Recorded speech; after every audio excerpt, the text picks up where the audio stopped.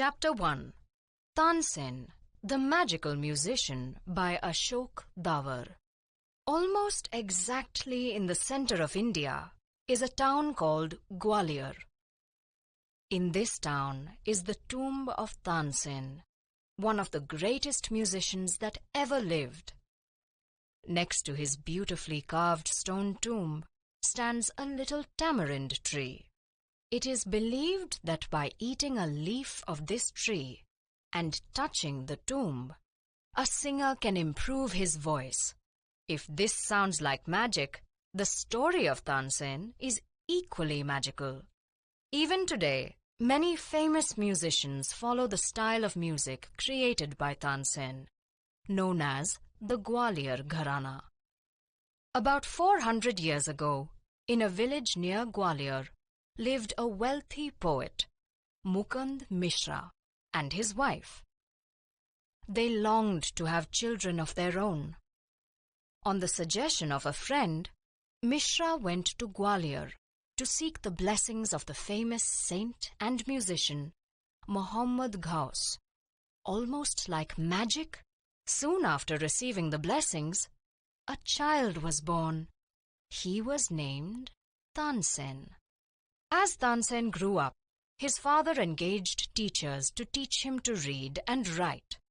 Tansen, however, was more interested in going to the nearby forest with his friends, where he would imitate bird and animal sounds. Once, a group of singers were passing through the forest. Tansen hid himself in some bushes and roared like a tiger. So lifelike was the sound that the singers became frightened. When the boy showed himself, the leader of the group praised his tiger-like roar. Encouraged, Tansen made more animal and bird sounds.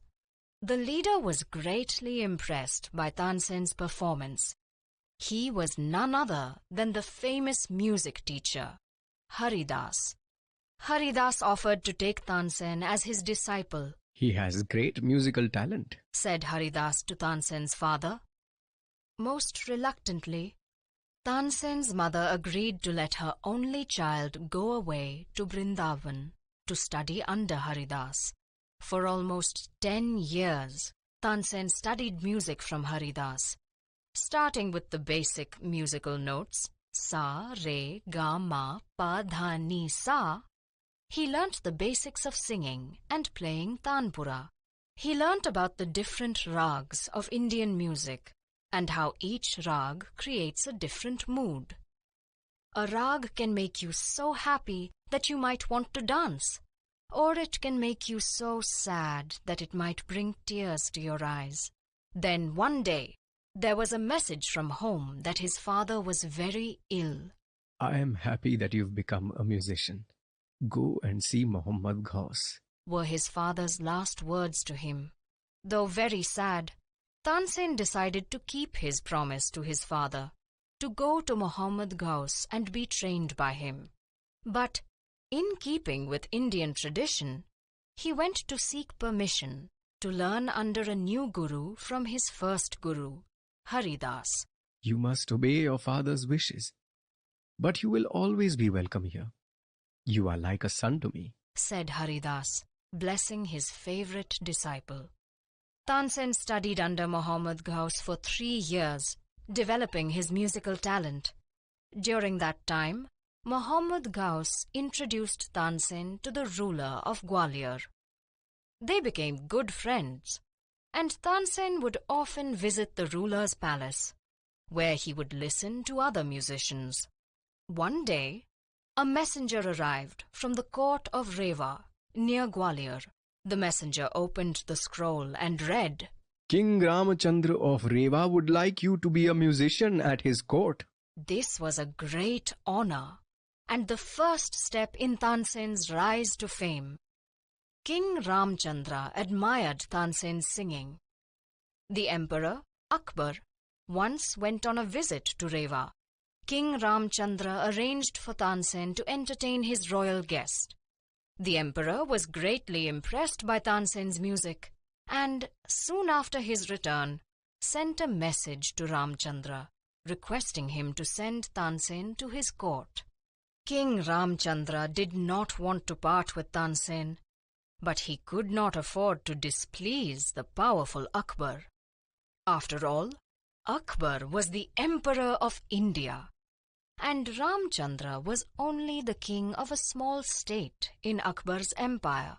So, reluctantly, King Ramchandra sent Tansen as a royal gift. Akbar was so impressed by Tansen's music that he bestowed on him the highest honor of the land.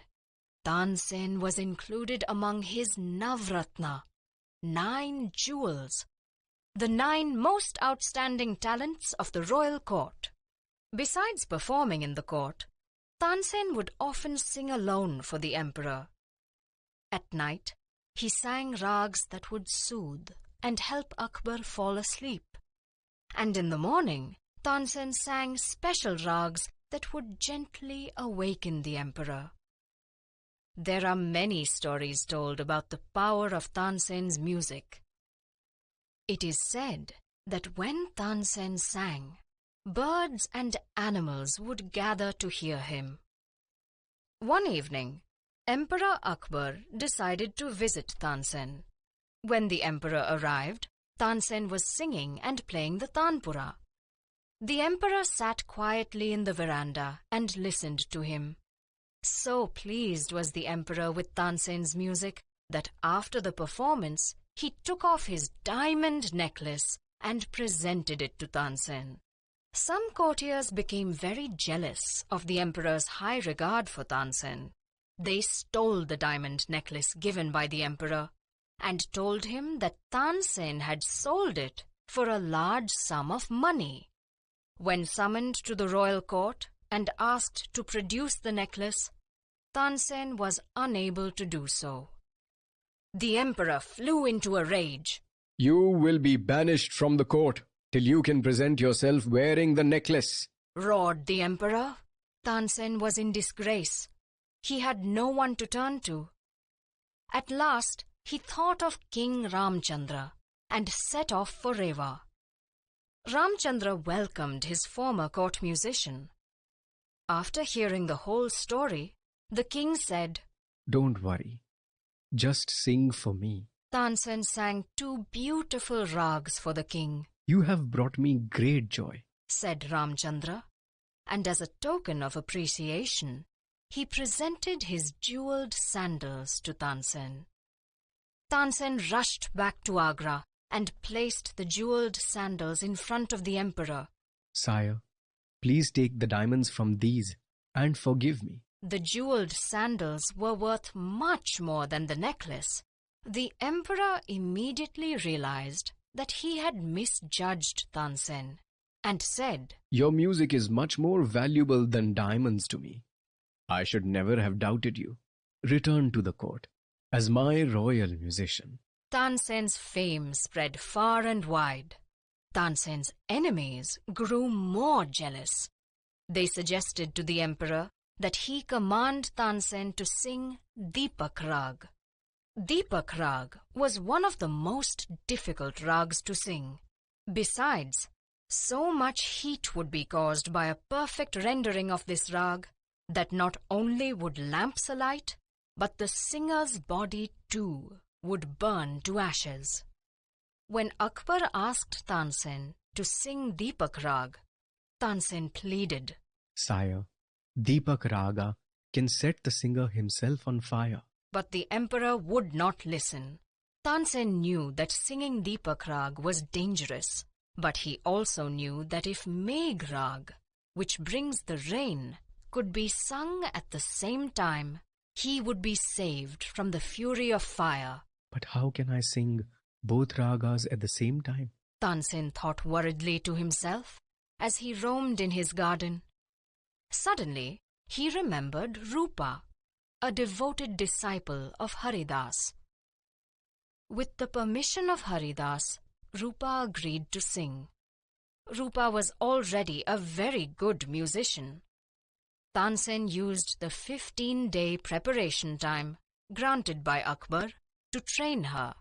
At the end of the 2 weeks, Rupa had perfected the singing of Megh Rag.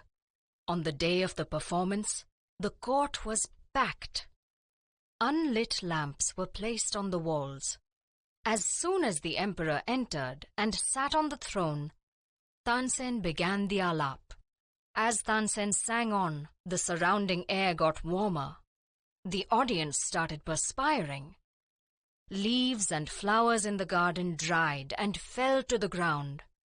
Water in the fountains began to boil. Birds flew away to escape.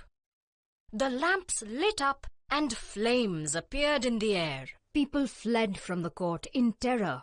As the emperor stood up, listening with awe, a rose that he often held in his hand drooped. Now Tansen's body was hot and feverish, but absorbed in Deepak Rag, he continued to sing vigorously. Seeing Tansen in this state, Rupa began singing Megh Rag. As her voice grew stronger and soared, the sky became dark with clouds. Soon, rain came pouring down. Many among the audience rushed out to be cooled by the rain. Soon everything returned to normal.